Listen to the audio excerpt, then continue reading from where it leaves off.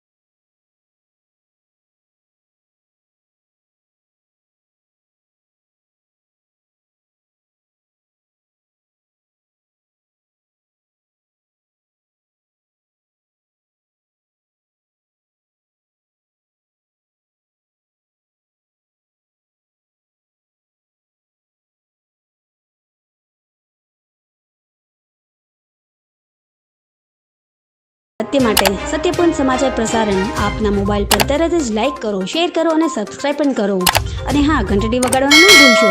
આભાર। સમાજ માટે સત્ય સાથે સત્યપૂર્ણ અહેવાલ, સમાચાર તથા જાહેરાત પ્રસારિત કરવા સંપર્ક સાધો।